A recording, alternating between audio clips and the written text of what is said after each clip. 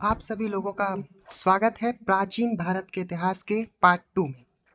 हमारा आज का टॉपिक है सिंधु घाटी सभ्यता। तो सभ्यता में सबसे पहले सभ्यता जो होता है वो है सोसाइटी। जब एक समाज के अंदर एक सोसाइटी, एक विकसित सोसाइटी का निर्माण होता है तो वो एक सभ्यता का निर्माण करती है। ठीक है। तो जो मानव प्रजाति नवपाषाण काल, पुरापाषाण काल, मतलब सबसे पुराने पुरापाषाण काल, नवपाषाण काल और फिर ताम्र युग के बाद जब मनुष्य पूर्ण रूप से विकसित हो गया, तब वो एक समाज की तरह होकर एकजुट होकर एक एक समूह में बंटकर समाज का निर्माण करने लगा और उसने एक व्यवस्था, जीने की एक व्यवस्था बनाई और उससे निर्मित हुई उनकी सभ्यता। तो इसमें सबसे पहले मानव ने सबसे पहली सभ्यताएं जो बसाई, उन सभ्यताओं के बारे में हम पढ़ रहे हैं। और भारत में, भारत के आसपास और भारत में या भारतीय उपमहाद्वीप के अंदर मानवों ने जो पहली सभ्यता बसाई, वो सभ्यता का नाम था सिंधु घाटी की सभ्यता। ठीक है। सिंधु घाटी की सभ्यता का विस्तार कहाँ तक है और ये किधर किधर इसके जो अवशेष हमें मिलते हैं, उनसे हम इसको समझ पाते हैं। तो सबसे महत्वपूर्ण है कि ये किन जगहों पे मिलते हैं। तो पाकिस्तान के अंदर, जो आज का पाकिस्तान है, उस वक्त ये पंजाब, सिंध और बलूचिस्तान में महत्वपूर्ण रूप से इसके अवशेष मिलते हैं। भारत के अंदर हरियाणा, राजस्थान, गुजरात और कुछ हद तक उत्तर प्रदेश में भी, जो कि पश्चिमी भाग है, जो कि सीमा बनाता है हरियाणा और पंजाब के साथ, उस भाग में भी उत्तर प्रदेश के कहीं ना कहीं हमें हड़प्पा सिंधु घाटी सभ्यता के अवशेष मिलते हैं। सिविलिक, जो कि पर्वत श्रृंखला है, उसके उत्तर भाग से लेकर दक्षिण भाग के, जो भारत के अरब सागर के साइड का जो पूरा एरिया पड़ता है, दक्षिण भारत को अगर छोड़ दें, तो वहां पर भी इसके अवशेष मिलते हैं। उत्तर प्रदेश में मेरठ तक और एक यहाँ तक सिंधु घाटी सभ्यता फैली हुई है। और बात की जाए कि पाकिस्तान के उस तरफ, तो कुछ हद तक अफगानिस्तान के क्षेत्रों में भी, अफगानिस्तान के पूर्वी अफगानिस्तान के क्षेत्रों में भी हमें सिंधु घाटी की सभ्यता मिलती है। और जो मुख्य रूप से सिंधु घाटी की सभ्यता है वो उसके नाम पर आधारित है, सिंधु घाटी नदी। जो सिंधु घाटी नदी ऊपर से बहती हुई पाकिस्तान से बहती है, उसके आसपास जो सबसे अधिक हड़प्पा सभ्यता के अवशेष मिलते हैं, इसीलिए इस सभ्यता का नाम सिंधु घाटी सभ्यता रखा गया। और सिंधु घाटी सभ्यताओं में हमें लगभग 2800 से भी ज्यादा अवशेष उसके मिलते हैं, उसके से जुड़ी हुई चीजें मिलती हैं, जिससे हम अंदाजा लगाते हैं कि ये सभ्यता किस प्रकार से थी और इस सभ्यता के लोग किस प्रकार से जीते थे। अगर बात की जाए कि सबसे मुख्य इसके खोजकर्ता कौन थे, देखिए इसकी खोज, इसकी खुदाई का कार्य जो है वो बहुत पुराने वक्त से था। सबसे पहले ब्रिटिश इंजीनियर, एक कमिघम नाम के एक पुरातात्विक वैज्ञानिक थे, उन्होंने कई क्षेत्रों की खुदाइयाँ की जिसमें उन्हें कई सिक्के मिले, लेकिन वो उन चीज़ों को समझ नहीं पाए कि ये कितने पुराने हैं और ये किसी सभ्यता, पुरानी सभ्यता से जुड़े हैं कि नहीं जुड़े। लेकिन सिंधु घाटी सभ्यता के होने के अवशेष महत्वपूर्ण तौर पर 1921 में खोजे गए। भारतीय पुरातत्व, यानी तब भारत और पाकिस्तान एक था, तो पूर्ण रूप से ब्रिटिश इंडिया के एक पुरातत्वविद थे दयाराम साहनी। उन्होंने खुदाई की और खुदाई के वक्त उन्हें मिलता है मोहनजोदारो, यानी वो एक हड़प्पा सभ्यता की, मुख्य हड़प्पा सभ्यता की खोज करते हैं उस क्षेत्र के अंदर।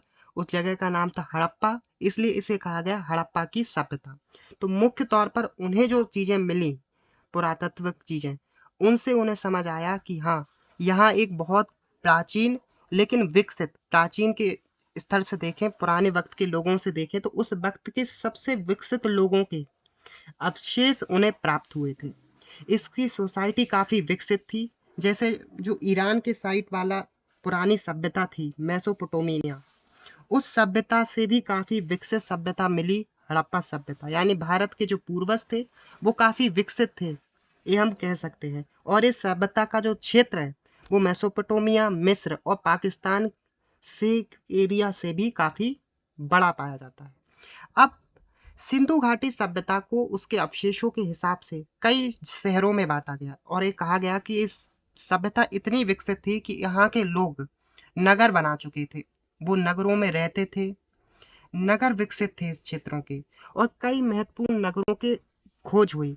और क्योंकि हर अवशेष किसी एक अलग सभ्यता से जुड़े थे, अलग नगर से जुड़े थे, तो उनका रहन सहन भी अलग नापा गया और उनके तरीके भी अलग बताए गए कि ये अलग तरीके से है। तो उसके हिसाब से नगरों को भी विभाजित किया गया सिंधु घाटी के अंदर। और इसमें सबसे महत्वपूर्ण और इम्पोर्टेंट हमारे हो जाते हैं 6 विकसित नगर, जो काफी श्रमद्ध थे। और इसमें सबसे महत्वपूर्ण नगर जो आता है वो है मोहनजोदारो और हड़प्पा। हड़प्पा और मोहनजोदारो इसके सबसे महत्वपूर्ण नगर थे। जो हड़प्पा था वो 1500 हेक्टेयर में फैला था और मोहनजोदारो 500 हेक्टेयर में, ठीक है। और इसके अलावा और भी जो नगर थे उसमें थे चहुदारो, ये भी मोहनजोदारो के पास में विकसित हुआ एक नगर था। और ये जो नगर है भारत के अंदर मिलता है। हड़प्पा और मोहनजोदारो हमें पाकिस्तान में मिलते हैं, लेकिन चौदारो जो कि मोहनजोदारो से ज्यादा दूर नहीं है, एक खंबात की खाड़ी में मिलता है गुजरात के अंदर।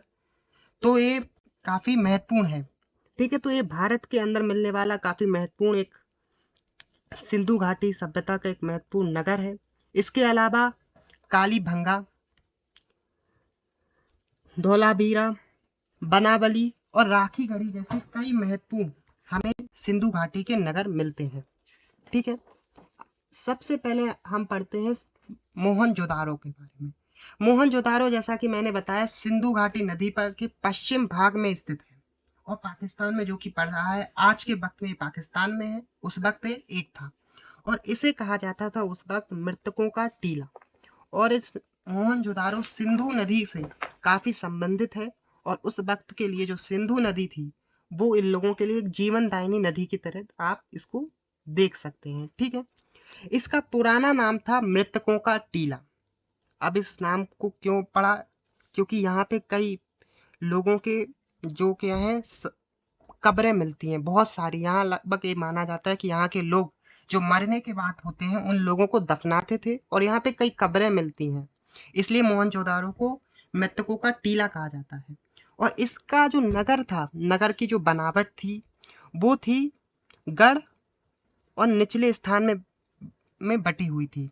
निचला स्थान आम लोगों के लिए होता था और जो गढ़ था वहां पे कई अधिकारी और राजा रहते थे, यानी इस क्षेत्र का जो राजा होगा, मुखिया होगा, वो गढ़ में जो कि उठा हुआ एरिया था। और निचला शहर जो था वहां पे आम लोग, व्यापारी नहीं, आम लोग जो कारीगर होते थे वो लोग रहते थे, ठीक है।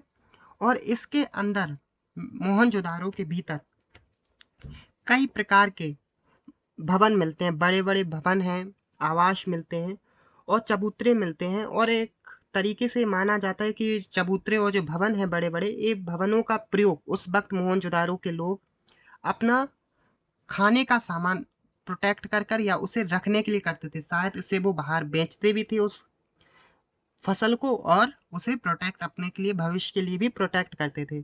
और जो मोहनजोदारो के लोग थे वो महत्वपूर्ण तौर पर गेहूं और जौ का उत्पादन करते थे। यहाँ जिस एरिया में जो बड़े बड़े भवन के अवशेष मिले हैं वहां पर कई पुराने गेहूं और जौ के भी अवशेष मिलते हैं, जिससे अंदाजा लगाया जाता है कि उस वक्त के लोग, मोहनजोदारो के लोग, गेहूं और जौ का भी प्रयोग करते थे, ठीक है।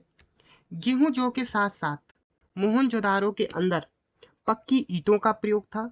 और वहीं जबकि हम इसकी तुलना अगर मेसोपोटामिया से करें तो मेसोपोटामिया के लोग सूखी ईंट का प्रयोग करते थे, उनकी मिट्टी सूखी थी, लेकिन मतलब आप डायरेक्ट ईंट को धूप में सुखा लेते हैं तो वो सूखी ईंट बनती है। लेकिन मोहनजोदारो के जो लोग थे वो पहले मिट्टी से ईंट बनाते थे, फिर उसे आग के अंदर तापाते थे जिससे वो पक्की होती थी, ठीक है। उस तरीके के चीज को विकसित कर चुके थे। लेकिन मिस्र के अंदर सूखी ईंट का प्रयोग किया जाता था, लेकिन मेसोपोटामिया में जो है वो वहां पे भी पक्की ईंटों का प्रयोग हमें देखने को मिलता है, ठीक है। तो ये मोहनजोदारो के बारे में था। मोहनजोदारो हड़प्पा सिंधु सभ्यता का एक काफी महत्वपूर्ण शहर है, नगर है, और काफी विकसित नगर माना जाता था। यहाँ के लोग राजा महाराजा के क्षेत्रों में बटे हुए थे, ठीक है। यहाँ सबसे बड़ा मुखिया राजा होता था, उसके नीचे उसके अधिकारी, और फिर वह आम लोग, कारीगर और किसान निचले पायदान के लोग थे जो निचले शहर में रहते थे। और गढ़ में कौन रह जाता? राजा और उसके अधिकारी और व्यापारी लोग जो आसपास के क्षेत्रों में व्यापार करने का काम करते हों। और एक और चीज जो मोहनजोदारो के काफी महत्वपूर्ण होते हैं वो है वहां पे मिलने वाले स्नानघर। स्नान घर जो होते थे, नहाने का स्थान जिसे हम कहते हैं, वो मोहनजोदारो के अंदर काफी महत्वपूर्ण है। ये जो गढ़ के टीले हैं उनके अंदर इन बड़े बड़े स्नान घर हमें प्राप्त होते हैं। गढ़ के अंदर यानी जो इस बड़े बड़े स्नान घरों का प्रयोग जो करते थे वो लोग कौन थे? वो लोग बड़े बड़े अधिकारी, ये व्यापारी और राजा लोग करते थे। मतलब आम लोग स्नान घरों का प्रयोग नहीं करते थे। इससे हमें ये भी पता चलता है क्योंकि ये अधिकांशतः कहाँ पे मिलते हैं? गढ़ में मिलते हैं, ऊपर वाले शहर में मिलते हैं, इसलिए हमें इससे पता चलता है। और इसमें एक चीज और होती थी कि इसकी जो लंबाई होती थी वो चौड़ाई से कम होती थी, और इस स्नान घर के अंदर एक बड़ा सा तालाब भी होता था। ठीक है, तो हमें इससे पता चलता है मेसोपोटामिया सबसे पहले महत्वपूर्ण चीज हमें क्या मिली? स्नान घर मिला, अन्न भंडार मिला जो कि काफी था। किससे बना हुआ था? पक्की ईंटों से। और इसके अंदर 2 कमरों वाली एक छावनी मिलती है, और ये माना जाता है इस छावनी के अंदर मजदूरों को रखा जाता था। ठीक है, तो ये हमारा सबसे महत्वपूर्ण हो जाता है सिंधु घाटी सभ्यता।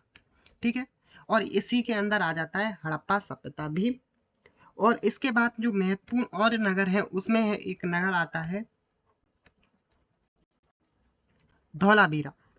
धौलावीरा भी एक काफी महत्वपूर्ण नगर है। इस धौलावीरा जो शहर है उसके अंदर तालाब मिलते हैं। इसकी सबसे महत्वपूर्ण खासियत ही है तालाब का मिलना। ठीक है, और तालाब का प्रयोग जो है वो स्नान घरों के तौर पर करते थे।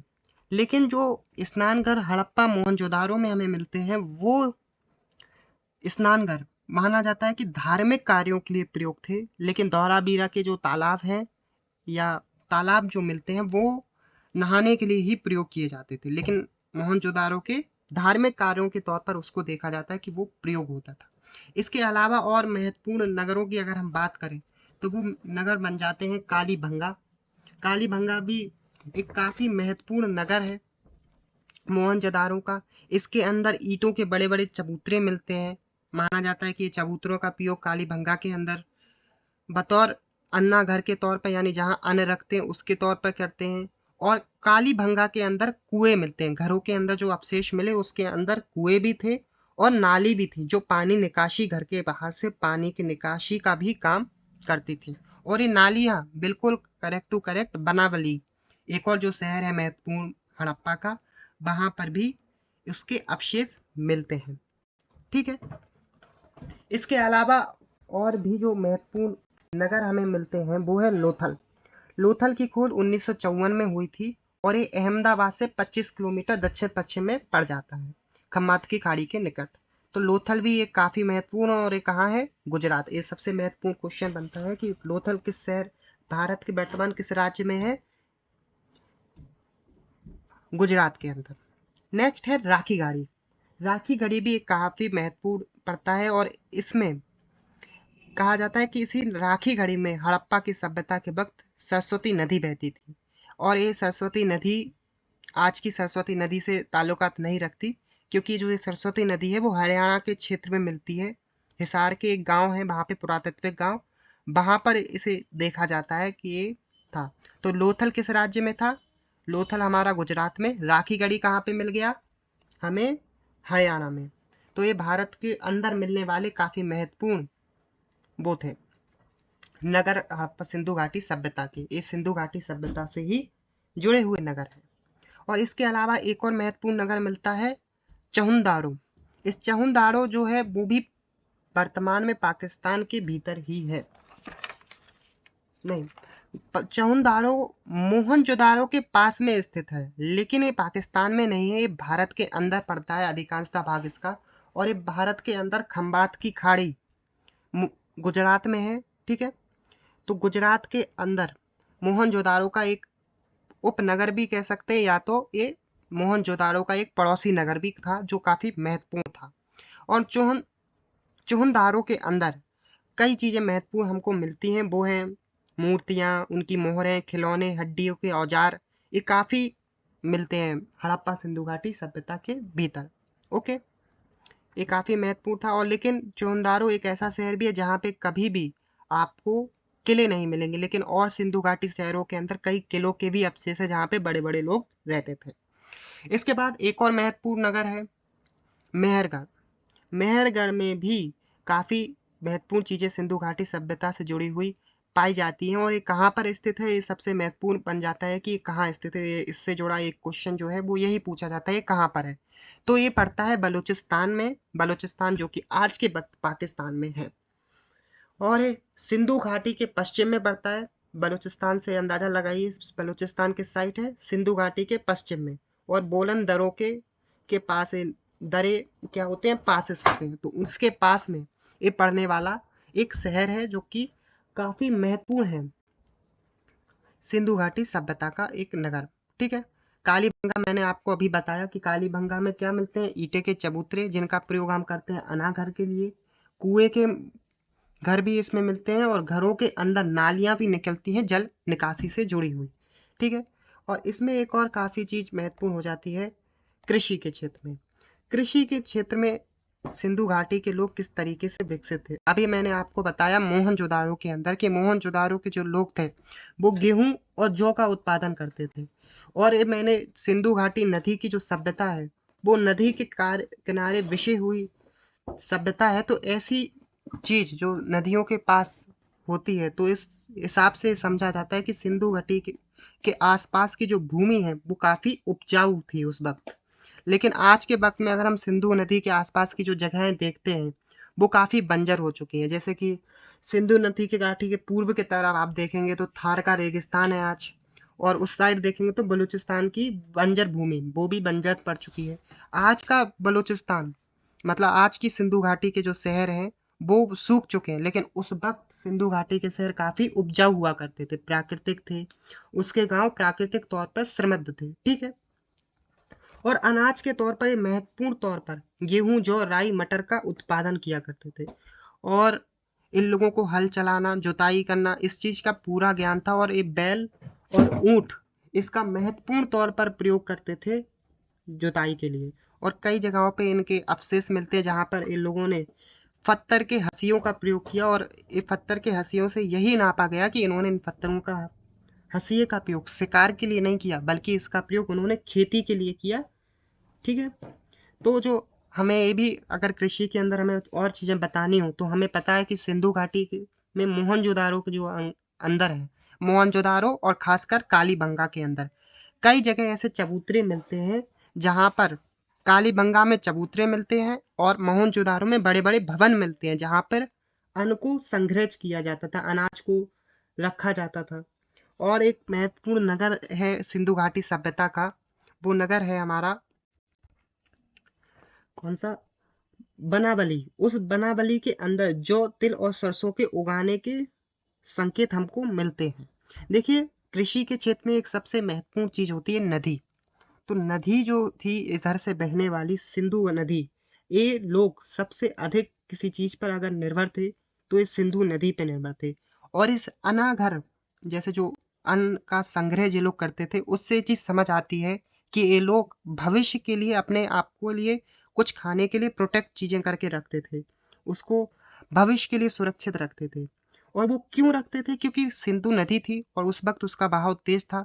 तो हम इसका अंदाजा लगा सकते हैं कि उस वक्त सिंधु नदी वर्षा के वक्त में सिंधु नदी में बाढ़ आती होगी, जिसके कारण ये लोग फ्यूचर में उस बारिश के मौसम में खेती नहीं कर पाते होंगे, जिस वजह से तब इस अनागिरों में रखा हुआ अन्न का प्रयोग वो लोग उस वक्त करते होंगे। इस चीज से हम ये समझते हैं। ठीक है।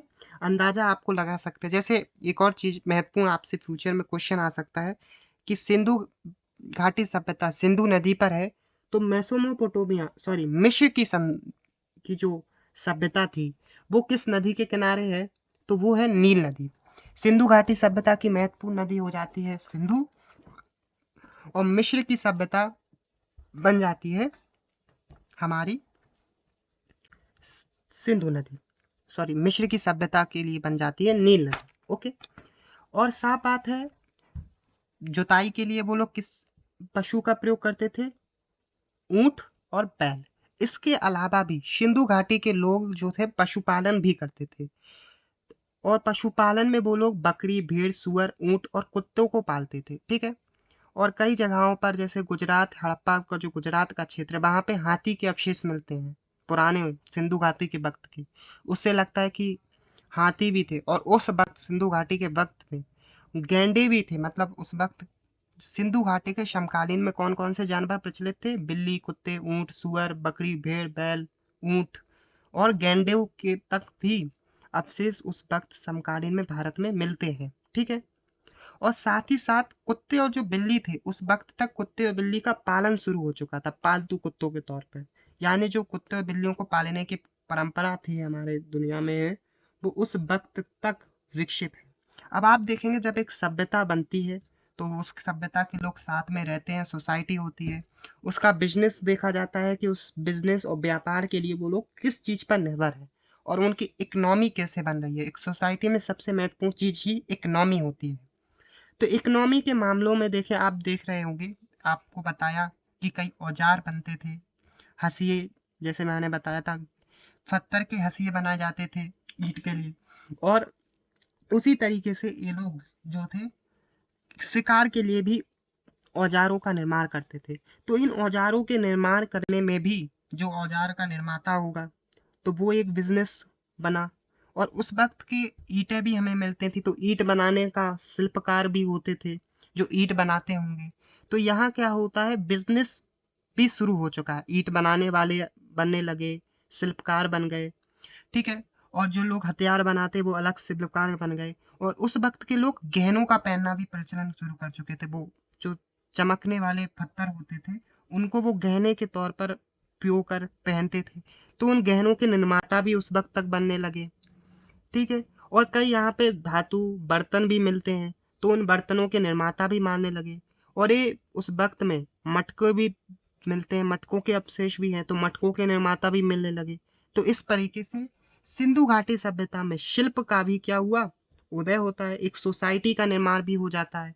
तो इस तरीके से सिंधु घाटी सभ्यता उस वक्त की, जो उस वक्त की समकालीन अन्य सभ्यताएं थी जैसे मिस्र की सभ्यता और मेसोपोटामिया की सभ्यता, उन सभ्यताओं की तुलना में सिंधु घाटी सभ्यता सबसे ऊंचे दर्जे की और काफी प्रसिद्ध सभ्यता बनकर उभरती है। ठीक है। तो ये काफी महत्वपूर्ण पॉइंट हमने आपको बताए। और लास्ट में आज हम आपको बताते हैं कि इससे जुड़े कुछ महत्वपूर्ण क्वेश्चंस जो आए हैं उनके बारे में भी हम पढ़ लेते हैं। जैसे पहला क्वेश्चन है हमारा, निम्नलिखित में से किस पदार्थ का प्रयोग हड़प्पा काल में मुद्राओं के तौर पर करते हैं? देखिए, हड़प्पा के वक्त में कई चीजें हमें मिलती हैं। कैसी चीजें मिलती हैं? जैसे कि धार्मिक परंपराओं से जुड़ी हुई चीजें, कई मूर्तियां भी मिली, कई मुद्राएं भी मिली। और ये चीज हमें पता चलता है, इन मुद्राओं और मूर्तियों से उस वक्त की धार्मिक परंपराओं का भी पता चला। जैसे अभी यहाँ पे मुद्रा का जिक्र आया, तो वहां पर उस वक्त एक ऐसी मुद्रा मिली थी जिसमें पशुपति देव के होने का वर्णन था, जिसके अंदर एक पुरुष था और ये बनाया गया था जो योग की मुद्रा में बैठा हुआ है, उसके आसपास हाथी, शेर, गैंडा, भैंस, हिरण, ये सब थे। ठीक है। तो ये माना गया कि ये पशुपति देवता है और एक मोहर थी, एक मुद्रा थी जो उस वक्त मिलती है। और ये हड़प्पा सभ्यता के नर देवता के होने के अवशेष को दर्शाती है कि उस वक्त एक नर देवता थे जो कि पशुओं और प्रकृति के देवता के तौर पर हम देख सकते हैं, पशुपति देवता, जिसके आज के वक्त में हम भगवान शिव से तुलना कर सकते हैं। ठीक है। तो ये इससे ये साबित होता है कि जो उस वक्त के हड़प्पा सभ्यता के लोग थे वो लोग पुरुष प्रधान थे, लेकिन साथ साथ मातृ प्रधान पर भी वो विश्वास रखते थे, क्योंकि वहां पर मुद्राओं के साथ साथ कई मूर्तियां भी मिली। और उनमें एक मूर्ति थी भूमि की देवी की मूर्ति, जिसके अंदर देवी जी की मूर्ति कैसी थी, एक महिला के गर्भ से पौधा निकलता हुआ दिखाया गया है। और इसे माना गया है कि ये भूमि है, जो महिला है वो भूमि है और वो क्या कर रही है, सृष्टि को निर्माण कर रही है। पुष्प क्या है, एक सृष्टि है। तो उसके आधार पे माना गया देवी। तो ये सिंधु घाटी सभ्यता है वो पुरुष और मातृ दोनों प्रधानों पर आधारित थी। तो वहां पे मुद्राएं भी हमको मिली। और ये मुद्राएं महत्वपूर्ण किस चीज से बनी हुई थी, सैलखड़ी। तो अगर आपसे ये पूछा जाए तो कौन सा धातु का प्रयोग मुद्राओं के निर्माण में होता था, तो सैलखड़ी। देखिए, नेक्स्ट क्वेश्चन है, हड़प्पा सभ्यता किस युग की थी? तो कस्य युग। कस्य युग यानी लोह युग। यहाँ पर कहीं भी सबसे अधिक औजारों को बनाने में और अन्य चीजों के निर्माणों के प्रयोग में, बर्तन भी, तो उनके निर्माणों के प्रयोग में जिस धातु का प्रयोग किया गया है वो कश्य यानी लोहे का सबसे अधिक प्रयोग मिलता है, जिससे ये समझ आता है कि ये युग को क्या कहा जाता है, कश्य युग भी कहते हैं। ठीक है, नेक्स्ट क्वेश्चन है, सिंधु घाटी सभ्यता के लोग किस व्यवसाय पर आधारित थे? कृषि, अभी बताया। कौन कौन सी फसलों का निर्माता करते थे वो लोग? गेहूं, जौ, सरसों, तेल।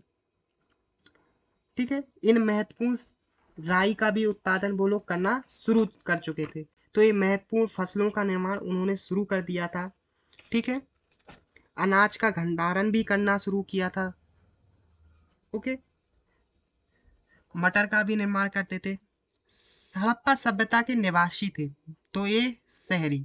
हड़प्पा सभ्यता जो थी ये शहरों पे निवास करते थे, ये लोग नगरों का निर्माण कर चुके थे। अब ये लोग गांव के तौर पे, ग्रामीणों के तौर पे नहीं बल्कि नगरवासियों के तौर पर रहते थे। यहाँ पर व्यापारी भी थे और अन्य लोग भी थे, लेकिन इनका मुख्य व्यवसाय कृषि ही था। ये लोग शहरी तो थे लेकिन कृषि थे। ठीक है, सिंधु घाटी की सभ्यता के घर किससे बने थे? ईंटों से।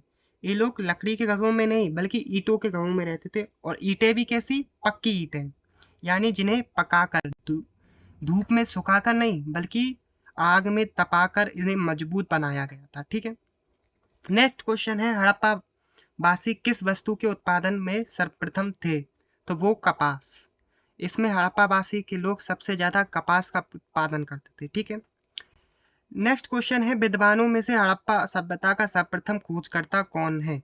तो मैंने बताया 1921 में दयाराम साहनी ने हड़प्पा सभ्यता की खोज में सबसे पहले अवशेषों को प्राप्त किया, जो कि भविष्य में हड़प्पा सभ्यता की अन्य खोजों के लिए भी महत्वपूर्ण साबित हुई।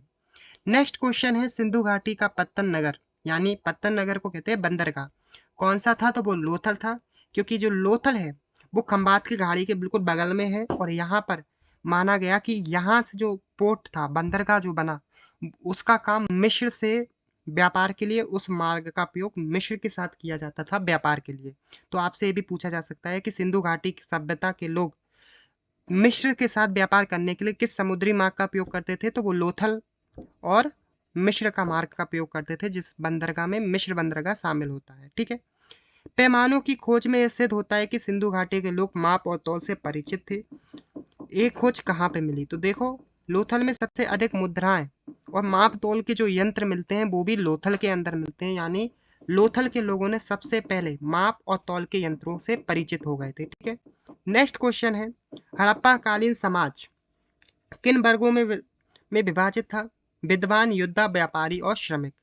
देखिए, सबसे पहले विद्वान उसे माना जाता था जो राजा हो, फिर आते थे योद्धा जो युद्ध लड़ते थे, समाज एक दूसरे नगरों से युद्ध का काम करते थे, और फिर व्यापारी, और फिर श्रमिक। श्रमिक के अंदर ही आ जाते हैं किसान भी, जो श्रम पर निर्भर है, अपने किसान कृषि आते हैं, और व्यापारी जो व्यापार करते हो, लेन देन समाज का, और एक जगह से दूसरे जगह आते जाते रहते हो। ओके, आखिरी जो क्वेश्चन है हमारे वो है, सिंधु घाटी सभ्यता का सर्वाधिक उपयुक्त नाम क्या है? सिंधु घाटी सभ्यता को ही हड़प्पा सभ्यता कहते हैं, क्योंकि हड़प्पा सभ्यता सिंधु घाटी सभ्यता का एक सबसे महत्वपूर्ण नगर है हड़प्पा, इसीलिए उसे कभी कभी सिंधु घाटी को हड़प्पा ही सभ्यता कहते हैं, लेकिन दोनों एक ही है। ठीक है, निम्नलिखित में से लक्षण सभ्यता का लोगों का सही चित्रण है। वे देवी देवताओं की दोनों की पूजा करते थे। यहाँ सिंधु घाटी के लोगों के बारे में पता चलता है कि वो किसी एक देवी के पुरुष प्रधान ही नहीं थे, वो दोनों थे। वो मातृ प्रधान भी थे और पुरुष प्रधान।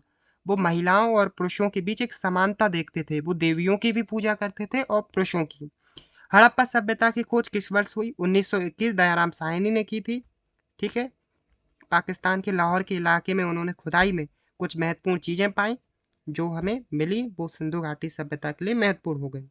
ठीक है, सब हड़प्पा सभ्यता के बारे में कौन सी उपयुक्त सही चीज है? उन्होंने पशुपति का सम्मान करना आरंभ किया। जी हाँ, पशुपति जैसे बताया, वहां पे एक मोहर मिलती है, एक सिक्का मिलता है, जिस पर एक सींग वाला व्यक्ति है जो योग मुद्रा में बैठा है। योग मुद्रा आप भी जानते हैं। उसमें हाथी, शेर, गेंडा उसके आसपास दिखाई देते हैं, भैंस दिखती है, हिरण दिखती है। तो इससे पता चलता है कि एक देवता की तस्वीर है जो कि पशुओं से जुड़े हैं, तो उन्हें पशुओं का देवता भी कहा जाता है, और उसका नाम है पशुपति। ठीक है, लास्ट में आता है हड़प्पा सभ्यता के लोग क्योंकि सामाजिक पद्धति थी उचित संभतावादी। This is the last question of the video. Now हम अब मिलेंगे आपसे अगली वीडियो में। मिलते हैं।